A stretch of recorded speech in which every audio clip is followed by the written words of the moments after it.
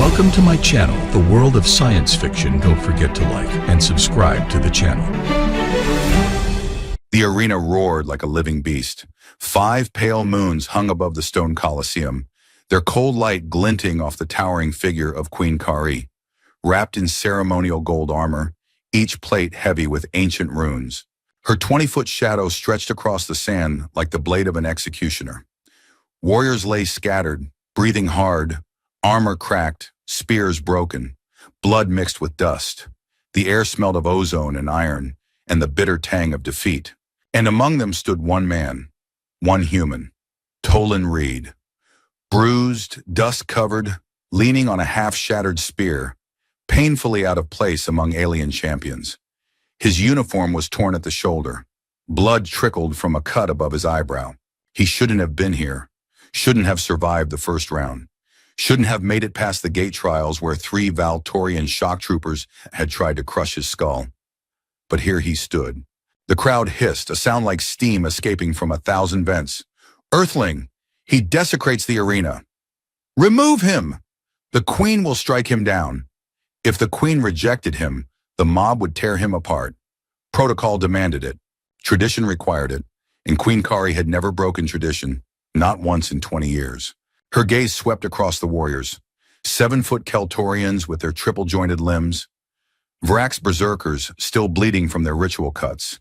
A Thurian champion whose carapace gleamed like polished obsidian. Champions. Warriors. The pride of their worlds. Then her eyes stopped on him. The silence that followed felt like the moment before a guillotine drops. Tolan's throat went dry.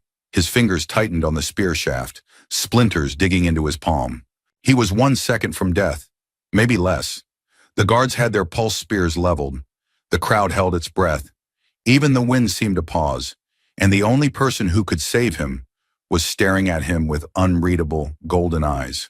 Queen Kari took a step forward. Her armor chimed, a deep, resonant sound that echoed off the Colosseum walls. Each footfall shook the sand beneath Tolan's boots. She was 9 feet of compressed muscle and ceremonial power, her skin a deep bronze that seemed to absorb moonlight, her features carved from the same stone as the arena itself. Beautiful, terrifying, untouchable. She stopped 3 paces away. "You are human," she said. Her voice was low, controlled, a blade wrapped in silk. "From Earth." "Yes, your Majesty." Tolan's voice came out rougher than he intended. He forced himself to meet her eyes. Protocol said to bow, instinct said to run. He did neither. "You entered the Festival of Proving without permission." "I had permission from the garrison commander." "A garrison commander," one of the counselors interrupted from the royal platform, "is not the Queen. This human has violated sacred law." Murmurs rippled through the crowd. Angry, hungry. Kari raised one hand, just slightly, and silence crashed down like a physical weight. Her eyes never left Tolan's face. "You fought well," she said softly, too softly. It wasn't a compliment. It was an observation, clinical, detached. "Better than expected for your species." Tolan said nothing. His heart hammered against his ribs. "But the Festival of Proving is not for outsiders. It is not for those who do not understand our ways." She tilted her head, studying him like a specimen. "Tell me, Earthling, do you know what happens to those who desecrate our traditions?" "They die," Tolan said. Slowly. A ripple of surprise went through the royal box. Even Kari's eyes widened. "Just a fraction." "You know this," she said, "and yet you entered anyway." "I had to." "Why?" Tolan swallowed. The truth felt insane to say out loud, but there was no point in lying now. "Because if I didn't prove myself worthy in your arena, the treaty dies. Earth stays quarantined. And 3 billion people keep starving while we wait for the Galactic Council to decide we're worth saving." Silence. Kari's expression didn't change, but something shifted in her eyes. Something sharp and hot and dangerous. "So you gambled your life," she said, "on the chance that I would show mercy." "No, your Majesty." Tolan straightened despite the screaming pain in his ribs. "I gambled my life on the chance that you would see the truth. That humanity deserves a place in this galaxy. That we're not just animals waiting to be uplifted or exterminated. Bold words for a man who cannot even stand without trembling. I'm trembling because I'm terrified, Tolan said. Not because I'm weak. Kari went very still. The crowd exploded into outrage, but she silenced them again with a gesture. Her eyes stayed locked on Tolan's face, searching for something. Deceit, arrogance, weakness. He didn't know. She took another step closer. Now he could smell her. Alien but not unpleasant, like hot metal and something floral he couldn't name. He could see the fine scales along her jaw, the faint scars on her throat, the way her pupils narrowed to vertical slits in the moonlight. Do you know what I am, Earthling? A queen. I am a warlord, she corrected. I have conquered 14 star systems. I have executed cowards and traitors and fools who thought pretty words would save them. I have burned cities that defied me and scattered their ashes across dead moons. She leaned down, bringing her face level with his. Her breath was warm against his skin. I do not grant mercy because someone is brave. I grant it because they are useful. Tolan's pulse thundered in his ears. Then use me, he said. Let me prove that humanity is useful. Let me stand in your arena and show the galaxy that we're worth the risk. You already lost. I'm still breathing.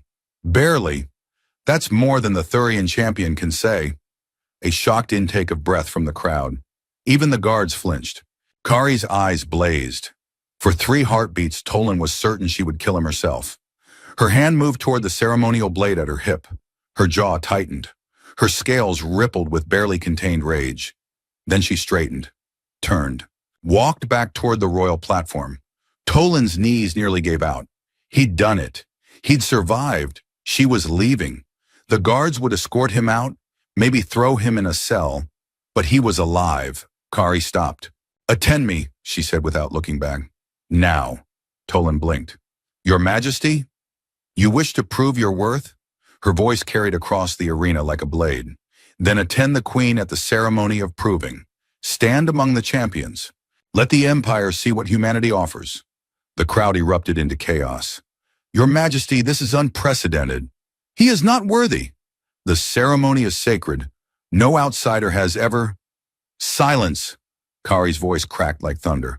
The arena fell silent so fast, Tolan heard the wind whistle through the upper tiers. She turned to face the crowd, her armor blazing in the moonlight. I am queen, she said, each word sharp and final. I am warlord. I am law. And I say this human will attend. Her eyes swept across the royal box, daring anyone to challenge her. If any among you question my judgment, step forward now. We will settle this matter with blade and blood. No one moved. No one spoke. Kari nodded once, then gestured to the guards flanking Tolan. Escort him to the preparation chambers. See that he is cleaned and properly dressed. She paused, then added in a voice like ice. And if any harm comes to him before the ceremony, I will personally remove the offender's spine and display it in the Hall of Failures. The guards went pale. Tolan felt the world tilt sideways. He was going to the ceremony. He was going to stand before the entire Kaltorian Empire. He was either about to save humanity or die in the most spectacular way possible. The preparation chamber smelled of incense and metal polish.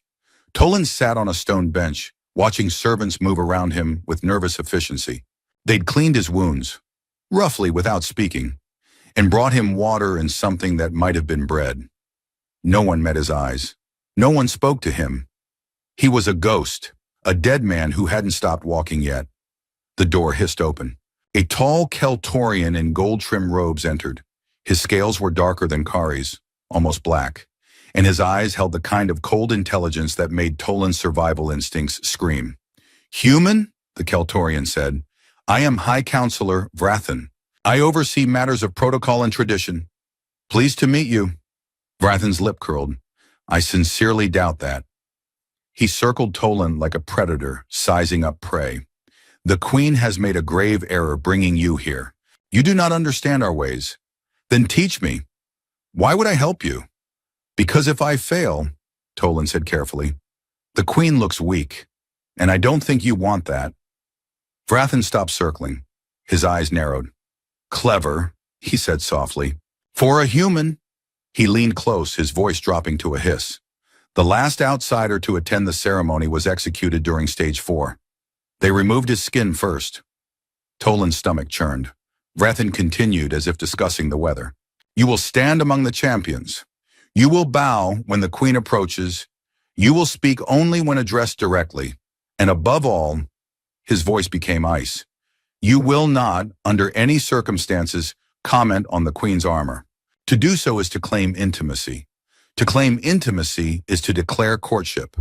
And to declare courtship without proper standing is to commit treason. Got it, Tolan said, his mouth dry. Don't mention the armor. The armor she wears tonight is the sacred lunar plate. Every piece has meaning. Every placement has purpose. If you notice something, anything, about it, you keep that observation locked behind your teeth. Understood. Vrathan studied him for a long moment. You will fail, he said finally. But perhaps you will fail quietly enough that the queen's honor remains intact. He left without another word. Tolan sat in silence, his mind racing. Don't mention the armor. Don't die. Simple enough. The Grand Hall of Proving was a cathedral of stone and starlight. Pillars rose 50 feet, carved with the names of ancient warriors. The floor was polished black marble that reflected the 5 moons hanging in the open sky above. Thousands of Keltorians filled the tiered seating. Nobles, warriors, merchants, all watching with hungry eyes. Tolan stood among the champions at the base of the hall, feeling like a mouse in a den of wolves. The Keltorian champion to his left, a scarred brute named Korvax, leaned close. You smell like fear, human. That's just good judgment, Korvax snorted. At least you know you're going to die. The drums began, a deep, resonant sound that vibrated in Tolan's chest. The crowd rose to their feet. The champions straightened. Even Korvax went silent. Queen Kari entered from the eastern archway. Tolan forgot how to breathe. She was magnificent. The lunar plate armor covered her from neck to toe, gold and silver interlocking pieces that seemed to glow with their own light. Each plate was inscribed with flowing script, prayers and battle oaths in a language older than human civilization. Her hair, whilst deep blue-black, was pulled back in an intricate braid woven with metal threads. Her eyes blazed gold in the moonlight. She moved like water, like fire, like inevitability itself. The crowd chanted her name. Kari, Kari, Kari. She ascended the central platform, and every champion dropped to one knee. Tolan followed a half-second too late. Kari's eyes found him immediately. He felt the weight of that gaze like a physical thing. Hot, sharp, searching. She said nothing, didn't acknowledge him, but he knew she'd seen his hesitation. Strike one. High Counselor Vrathan stepped forward, his voice amplified by some unseen tech. Let the ceremony of proving commence. Tonight we honor those who have bled in the arena, those who have proven their worth in combat, those who embody the strength of our empire. The crowd roared. Vrathan gestured to the champions. Step forward when your name is called. Receive the queen's blessing. Claim your place among the honored. One by one, the champions approached. Korvax the Keltorian, Thuva of the Red Sands, Jexar the Unbroken. Each knelt before Kari. Each received a ceremonial mark, a touch of her hand to their forehead, leaving a faint, glowing brand that would fade in a week. Each returned to the line, transformed, elevated, blessed. Then Vrathan called, Tolan Reed, of Earth. The crowd went silent. Every eye turned to him. Tolan's legs felt like water, but he forced himself to move. One step, another. The marble was cold beneath his boots. The distance to the platform felt infinite. He climbed the steps.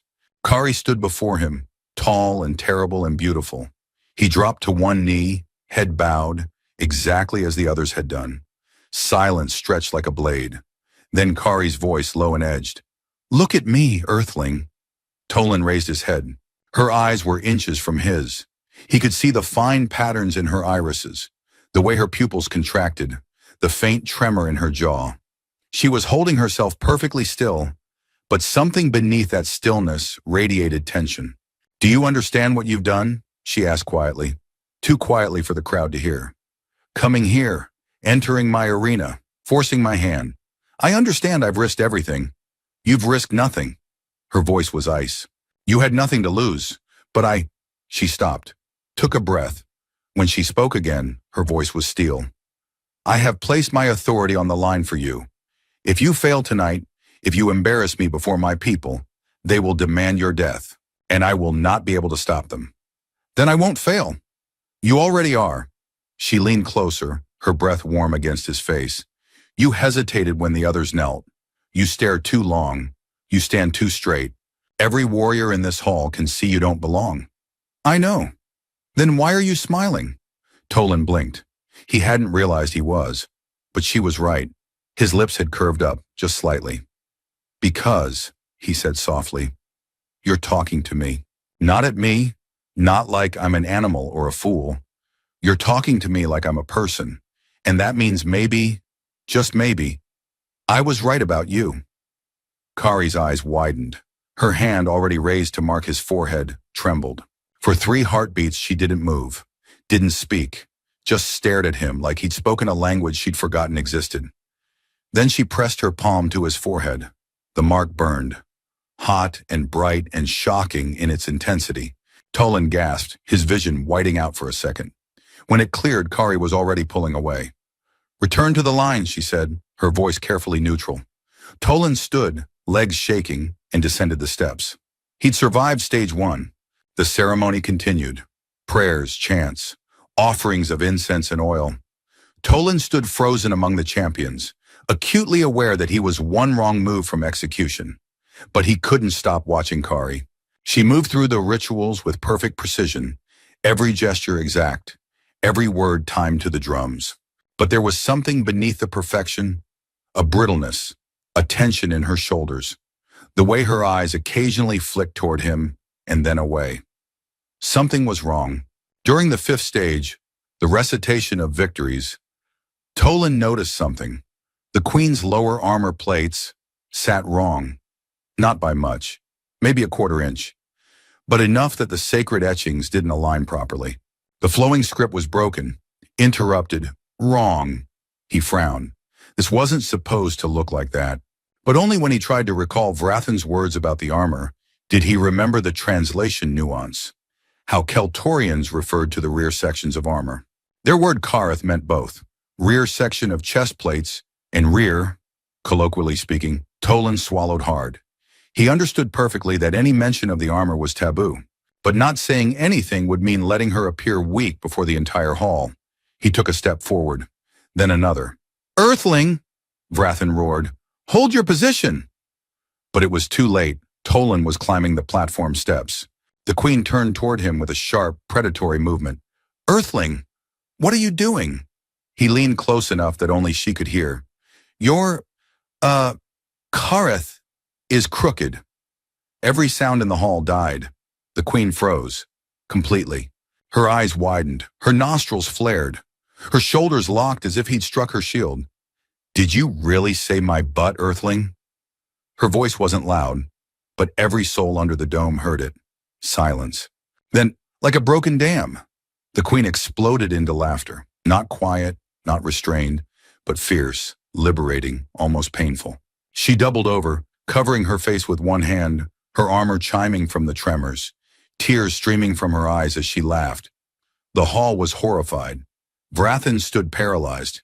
The guards froze mid-stance, but she laughed, like she'd been holding everything inside for 20 years, and something had finally broken free. The crowd exploded into chaos. He spoke of her Kareth. He insulted the queen's body. He claimed intimacy. Treason! Tolan's mind went blank. He looked at Kari, desperate for her to correct this, to explain that it was a misunderstanding. But Kari wasn't looking at the crowd. She was looking at him, and her face had gone from pale to flushed, her scales rippling with color, her eyes wide and shocked, and something else, something that looked like panic and hope and terror, all at once. A plate fell from a guard's hand, clattering on the marble. Because in Keltorian culture, mentioning a queen's Kareth, the rear armor sections, wasn't just rude. It was part of their intimacy rituals, a claim, a declaration, a binding challenge. Counselors rushed forward, their faces twisted with rage and disgust. Guards formed ranks, pulse spears humming with lethal charge. The champions Tolan had stood beside drew weapons, ready to cut him down where he stood. The temperature in the hall seemed to drop 10 degrees. Kari raised one hand. Silence crashed down. Her eyes swept across the crowd, and Tolan saw something shift in her expression. Something cold, something dangerous, something that looked like decision. "You call for his death," she said quietly. "You demand blood for his transgression." "Yes, your majesty. He has no right."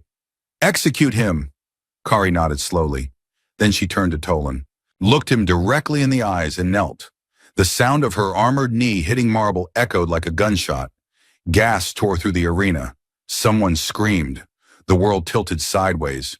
A queen, kneeling, before a human. Vrathan made a choking sound. "Your Majesty, what are you—" Kari ignored him. She lifted the golden ceremonial chalice, the cup of proving, the symbol of victory, the holiest object in Keltorian tradition, and raised it toward the sky. Her voice rang out, clear and absolute. "I accept his declaration." Silence. Pure, suffocating silence. Then deliberately, ceremonially, she lowered the cup and placed it into Tolan's shaking hands. "He is my chosen," she said, her voice carrying to every corner of the hall. "By blood, by trial, by right of the moons. He is mine." The Colosseum erupted into madness. Guards shouted. Counselors screamed. Warriors roared in outrage. But Kari stood, towering over the chaos, her eyes blazing gold, and raised her voice above the din.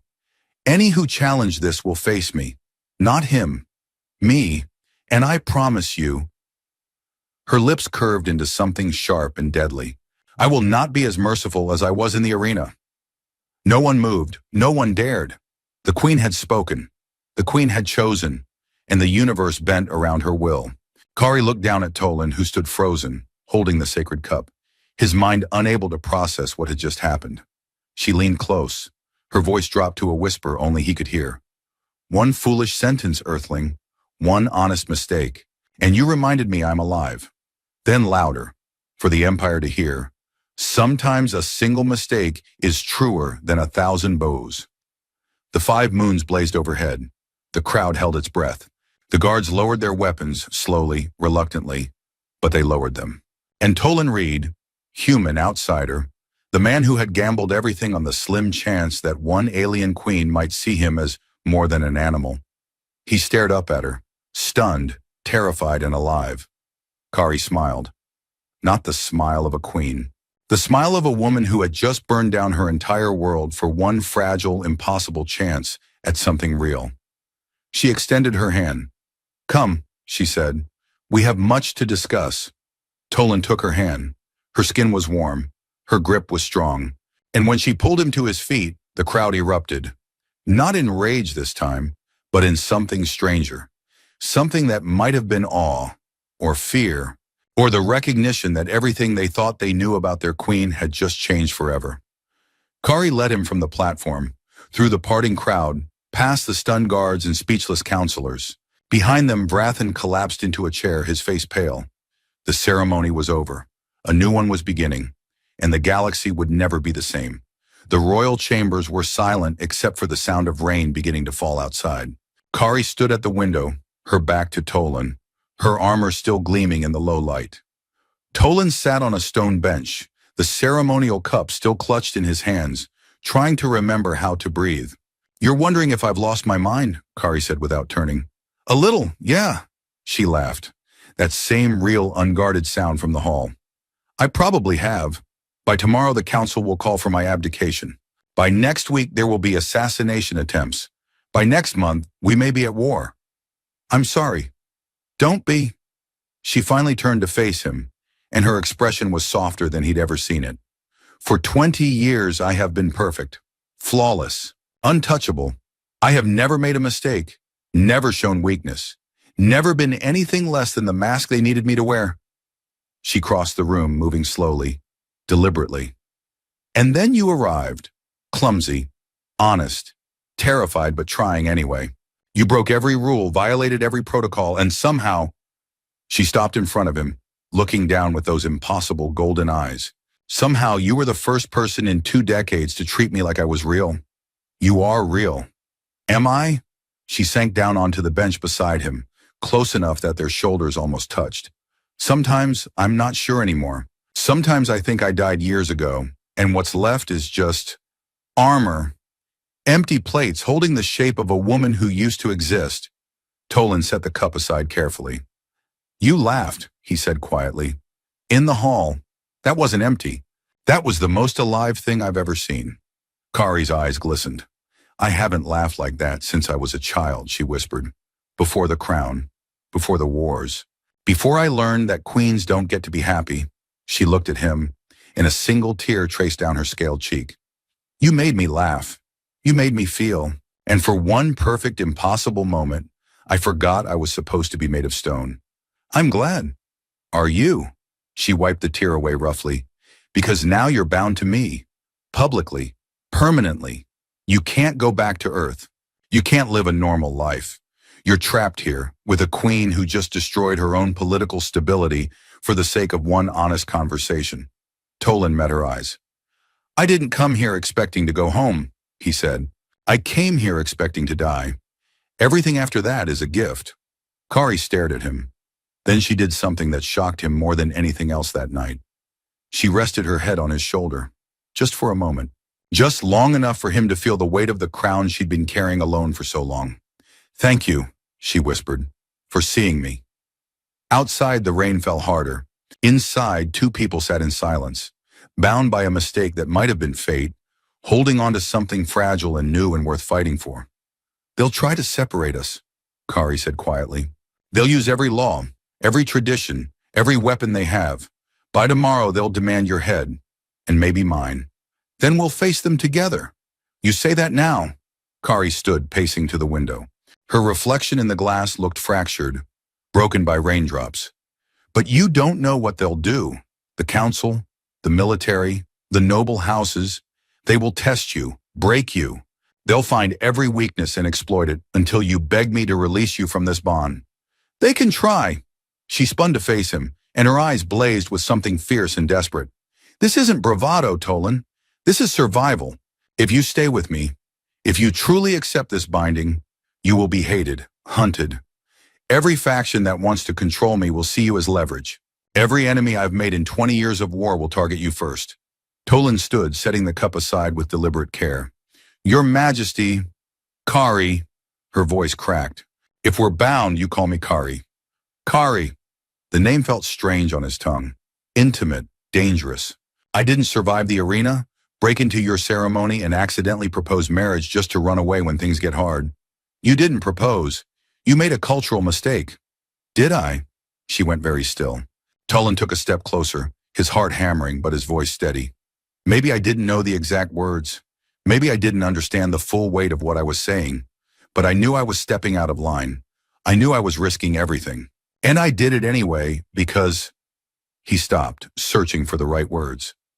Because watching you stand there, perfect and alone and trapped by your own armor, I couldn't just do nothing. Kari's breath hitched. You're an idiot, she whispered. Probably. You've destroyed your life. Maybe. You've made an enemy of an entire empire. Wouldn't be the first time humanity pissed off powerful people. She laughed again. Smaller this time, more broken, but still real. Then her expression shifted, hardened, and she crossed the distance between them in 2 strides. She grabbed his collar, pulling him close, her eyes inches from his. Listen to me very carefully, Earthling. Tomorrow the council convenes. They will demand I dissolve this binding. They will cite 1,000 laws, traditions, precedents. They will threaten me with revolt, with war, with the collapse of everything I've built. And I will refuse them. Her grip tightened. I will stand before the empire and tell them that you are mine, that I have chosen, that any who challenge this will face my wrath. Her voice dropped to a whisper.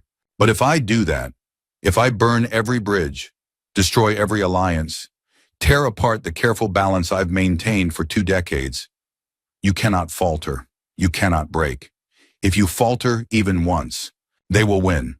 I won't. You don't know that. Yes, Tolan said quietly. I do. Kari searched his face, looking for doubt, for fear, for the crack that would prove he was lying. She found none. Her hands trembled. Why? The word came out raw. Why would you do this? You owe me nothing. Humanity owes me nothing. You could walk away. I would release you. I would tell them it was my error, my mercy, my... Because you laughed. She stopped. Because, Tolan continued, his voice soft but certain, for 3 seconds in that hall, you weren't a queen. You weren't a warlord. You weren't a symbol or a weapon or a piece of political machinery. You were just you. And that person, the one who laughed like the universe had just told the best joke ever, that's who I'm fighting for. Kari's eyes filled with tears. You don't even know me. Then let me learn. She released his collar, stepping back, her hands shaking. For a long moment, she just stood there, breathing hard, trembling, looking more vulnerable than any queen should ever look. Then she straightened. The mask slid back into place. Not completely, not like before, but enough. Tomorrow, she said, her voice steadier now, the council will summon us. They will interrogate you, test you, try to prove you're unworthy. You will need to answer every question perfectly. You will need to show no weakness. What kind of questions? History, protocol, military strategy, our laws, our culture, our conflicts. She met his eyes. They will try to humiliate you, to prove that a human cannot possibly understand us well enough to stand beside a Keltorian queen? Then teach me, Kari blinked. What? You have... Tolan glanced at the window, where the sky was still dark. Maybe 6 hours until dawn? Teach me. Everything I need to know. Everything they'll ask. I'm a fast learner. 6 hours to learn 3,000 years of history? I've done worse. She stared at him. Then slowly, impossibly, she smiled. You really are insane. Takes one to know one. Kari shook her head, but the smile didn't fade. She walked to a wall panel and pressed a control. A hollow screen flickered to life, displaying complex star charts and timelines. Then we begin now, she said. And Tolan? Yeah? If you fall asleep, I'm feeding you to the council myself. Noted. She pulled up the first lesson, the founding wars of the Keltorian Empire, and began to speak, and Tolan listened. Not just to the words, but to the way her voice changed when she talked about history she cared about. The way her eyes lit up describing ancient battles. The way she gestured when explaining complex political alliances. He was learning more than facts. He was learning her. And somewhere in those hours, between lessons on military campaigns and debates over trade routes, between corrections and clarifications and the occasional exasperated sigh when he got something wrong, they stopped being queen and human and started being Kari and Tolan. Two people, bound by accident or fate or something neither fully understood, but bound nonetheless. Dawn broke cold and merciless. Tolan stood in a preparation chamber, different from the one before the ceremony. Smaller, darker. A guard posted outside, silent and watchful. He'd slept maybe 40 minutes, his head full of dates and names and strategic analyses he desperately hoped he could recall under pressure. Kari had left an hour before dawn, called away by some urgent matter. She'd squeezed his hand once before going. Remember, she'd said, show no weakness, give them nothing. Now alone, the weight of what he'd done crashed down on him. He'd bound himself to a queen, in front of an empire, and today they would try to tear him apart. The door opened. Vrathan entered, his expression carved from ice. The council awaits, he said. Follow me. Do not speak unless addressed. Do not look at the counselors directly. And for the love of the moons, Earthling, do not make this worse than it already is. Tolan followed him through corridors of black stone, past guards who watched with barely concealed hostility. The council chamber doors loomed ahead, massive, ancient, carved with scenes of judgment and execution. They looked like a mouth about to swallow him whole. They entered the council chamber. It was circular, tiered like an amphitheater. 12 counselors sat in high-backed chairs arranged in a semicircle. At the center of the arc, elevated above the rest, sat Queen Kari. She wore different armor now, darker, more severe, with no ceremonial ornamentation. Her face was a mask of cold authority. She didn't look at him. Tolan was directed to stand in the center of the chamber, alone, exposed. Behind the glass observation walls, crowds had gathered, their faces pressed against the transparent barrier, watching, waiting for blood. A guard to Tolan's left shifted his weight, hand tightening on his pulse spear. The senior counselor, a female Keltorian with silver scales and eyes like chips of flint, stood. Tolan Reed of Earth, she said, her voice carrying across the chamber.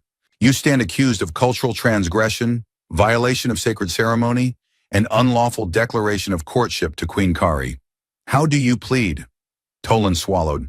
Every instinct screamed to look at Kari, to find some reassurance in her eyes. But he kept his gaze on the counselor. I acknowledge my words, he said carefully. I claim no ignorance. What I said. Murmurs rippled through the chamber. Behind the glass, the crowd pressed closer. You admit to the transgression? I admit to speaking about the Queen's armor in a public ceremony. If that constitutes a declaration under your law, then yes, I made a declaration. And do you understand what such a declaration means? I understand it binds me to the Queen, that it creates an obligation recognized by your empire and your traditions. The counselor's eyes narrowed. And you believe yourself worthy of such a binding? You, a human, from a primitive world barely capable of interstellar travel? Tolan's jaw tightened, but he kept his voice level. Worthiness isn't something I can claim. It's something I must prove. Indeed. She gestured to another counselor who activated a holoscreen. Then let us test what you have learned. Tell me, Earthling, who was the first Keltorian emperor, and how did he unify the clans? Emperor Vax, then the Unbroken. He unified the clans not through conquest, but through the Treaty of Three Moons, offering each clan house a seat of power in exchange for loyalty. The treaty held for 40 years before the First Succession War. Silence. The counselor's expression flickered with surprise. Another counselor stood. What is the significance of the lunar plate armor worn by our queens? Each plate represents one of the conquered systems in the Empire's history. The engravings are prayers written by the widows of fallen warriors, blessing the queen with their husband's strength. To wear the armor is to carry the weight of every sacrifice made in the Empire's name. More silence.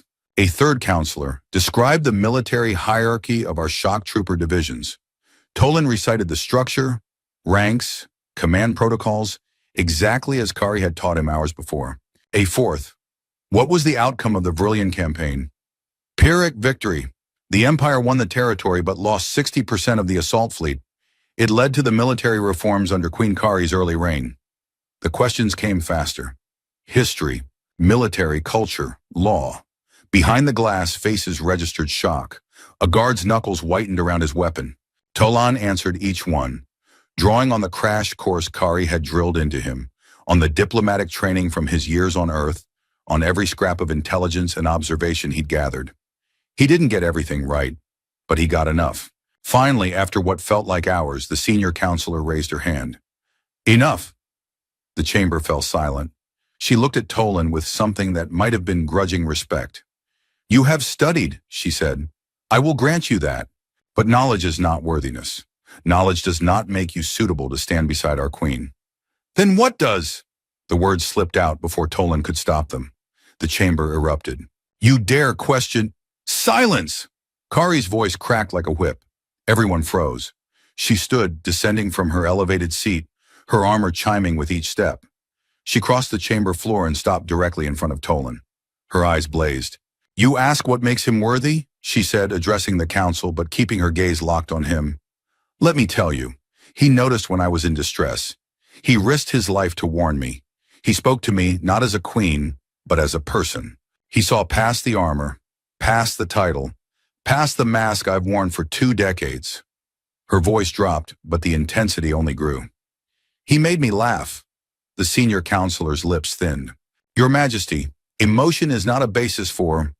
Emotion, Kari interrupted, turning to face her, is the only basis. I have spent 20 years making perfect political decisions, strategic marriages, calculated alliances, every choice measured, every risk assessed. She gestured to Tolan. And what has it brought me? Power, yes. Victory, yes. But also isolation. Loneliness. A throne I cannot leave and a crown that weighs more every year. She turned back to the council, and her voice rang with finality. I am done making decisions based solely on politics. I am done sacrificing every shred of my humanity for the sake of the Empire's comfort. This man, this human, reminded me that I am more than a weapon, more than a symbol, and I will not give that up. Not for you. Not for anyone. The chamber erupted into chaos. Counselors shouted over each other. Guards shifted nervously. And Tolan stood at the center of it all, watching Kaari defend him with a ferocity that made his chest ache. The senior counselor slammed her staff against the floor, the sound echoing like a gunshot. Your Majesty! Her voice cut through the noise. If you persist in this binding, you will fracture the empire. Noble houses will rebel. Military commanders will question your judgment. Your enemies will see weakness and strike. Let them try, Kari said coldly. You would risk civil war for one human? I would risk everything, Kari said, her voice low and dangerous, to finally have one honest thing in my life. The chamber went dead silent. The senior counselor stared at her, something like pity in her ancient eyes. Then you have made your choice, she said softly, and we have made ours. She turned to the other counselors. All in favor of rejecting this binding and demanding the human's exile? 11 hands rose. Only Vrathan abstained, his expression unreadable. The senior counselor nodded. The council has spoken. Queen Kairi, you will dissolve this binding, or you will face formal censure and potential removal. No, Kari's voice was quiet, but it carried the weight of stars. She walked to the center of the chamber and removed her crown. The act was so shocking, so unprecedented, that several counselors gasped. She held the crown in both hands, looking at it. This symbol of everything she'd been, everything she'd sacrificed for. Then she set it on the floor. If the choice, she said softly, is between this crown and my freedom, I choose freedom. The room exploded. Your Majesty, you cannot. This is madness. The Empire needs. The Empire, Kari roared, her voice shaking the walls, has had me for 20 years. 20 years of my blood, my sweat, my tears. 20 years of perfection and sacrifice and doing everything you demanded. She swept her gaze across every counselor, and there were tears streaming down her face now, but her voice never wavered. I have earned the right to choose one thing for myself, and I choose him. She turned to Tolan, extended her hand. Come with me, she said. Please. Tolan stared at the crown on the floor, at the counselors' shocked faces, at Kayari standing there with her hand outstretched, offering him everything and nothing, freedom and exile, truth and consequence. He took her hand.